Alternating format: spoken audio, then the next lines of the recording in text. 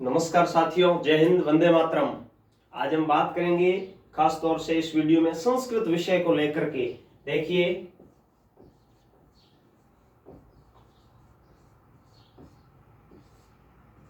संस्कृत हम बात कर रहे हैं रीड लेवल फर्स्ट के स्तर के संस्कृत की। तो हम सबसे पहले बात करेंगे स्वरों की। किसकी बात करेंगे? स्वर की।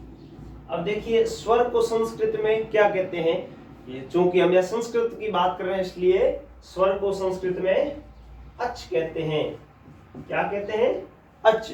अब देखिए, स्वर यानी अच संस्कृत में कितने होते हैं, कुल कितने होते हैं, इनके कितने भाग होते हैं, कौन से रूपों में ये बोला जाता है, कौन से किस प्रकार से लिखा जाता है, आइए देखिए। हम सबसे पहले इनको एक 4 सूत्रों में विभाजित कर लेते हैं।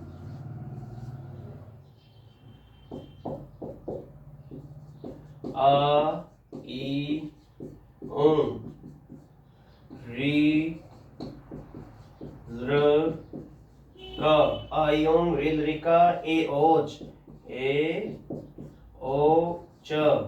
नेक्स्ट आई, औ, च, आई, औ, ए, ओंग, ग, माफ कीजिएगा,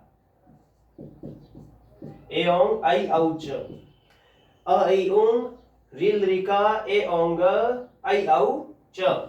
ये है संस्कृत में मेन स्वर। इनको क्या बोलते हैं? स्वर। अब देखिए, स्वर हमने लिखा संस्कृत में स्वर को अच कहते हैं। अब ध्यान दीजिएगा, अच क्यों कहते हैं? क्योंकि ये कहां से शुरू होते हैं? अच से शुरू होते हैं। और कहां पर समाप्त हो रहे हैं? च पर समाप्त हो रहे हैं, इसलिए इनको अच कहते हैं। और ये पूरे है क्या? ये स्वर है। अब देखिए, स्वर यदि प्रश्न आए कि संस्कृत में कुल स्वर कितने होते हैं, तो संस्कृत में कुल स्वर कितने होते हैं? 13। 13 को संस्कृत में क्या कहते हैं? त्रयोदशः। क्या कहते हैं? त्रयोदशः। अब देखिए, स्वर। अब हम बात करते हैं स्वर कौन कौन से होते हैं। तो सबसे पहले हम बात करेंगे अक स्वर की। अक प्रत्याहारा। अक प्रत्याहारा अंतर्गत अक प्रत्याहार की हम बात कर रहे हैं। अक प्रत्याहार की। तो अक प्रत्याहार को हम मूल स्वर या ह्रस्व स्वर कहते हैं। हम कौन क्या कहते हैं? मूल स्वर या ह्रस्व स्वर। देखिए, मूल स्वर कितने होते हैं? मूल स्वर होते हैं 5। 5 को संस्कृत में कहते हैं पंच।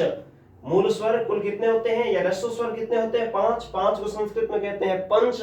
अब देखिए, कौन कौन से होते हैं? हमने इनको बताया अक प्रत्याहार। क्या बताया? अक प्रत्याहार। तो इधर देखिए, अक ये रहा अ, तो ये 5 जो मूल स्वर है ये अ से शुरू हो जाएंगे। फिर बताया अक, क यानी क, तो हमने कहा था जो अंतिम वर्ण है, जो हलंत है, वो हलंत वर्ण लोप हो जाते हैं। तो अक में कौन कौन से आते हैं? अ, ई, उ, री, लृ। देखिए, अ, ई, उ, री और लृ, ये क्या हो गए?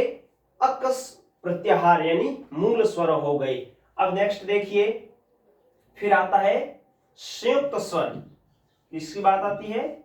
संयुक्त स्वर की। अब हम देखेंगे संयुक्त स्वर संस्कृत में कितने होते हैं, कौन कौन से होते हैं, और संयुक्त स्वर के लिए कौन सा प्रत्याहार काम में आता है। तो संयुक्त स्वर के लिए प्रत्याहार काम में आता है, वो आता है एच प्रत्याहार। कौन सा प्रत्याहार काम में आता है?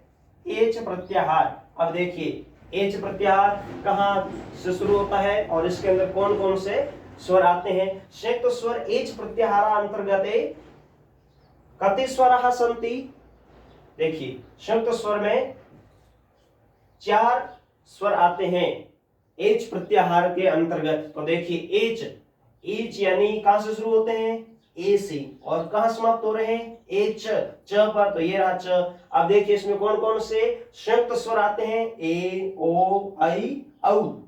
देखिए, ए, ओ, ए, ओ, आई, औ। ये क्या है? ये 4 है, वो संयुक्त स्वर यानी एच प्रत्याहार के अंतर्गत आते हैं और 4 होते हैं। अब इसमें देखिए, कुल जो अच यानी कुल स्वर है, इनमें एकमात्र ऐसा शब्द है जो क्या है? जिसका दीर्घ रूप नहीं होता है। लास्ट ईयर जो यूपी टेट का प्रश्न पत्र था संस्कृत का, उसमें ये प्रश्न आया था। हालांकि यूपी में जो संस्कृत का पेपर है वो हिंदी में छपता है, इसलिए वो एक प्रश्न था संस्कृत का, नोट करके गौर करिएगा। उसमें था कि अच स्वर में यानी अच यानी स्वरों में कौन सा शब्द है वो दीर्घ नहीं होता है।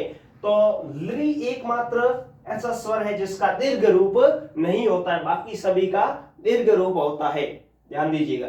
तो हम बात करेंगे यहाँ पर कुल स्वर त्रयोदश, यानी त्रयोदश स्वर कौन कौन से है। कह स्वरः सन्ति।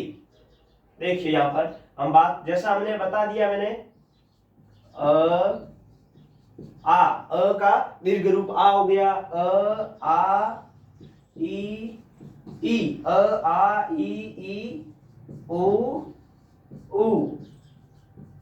री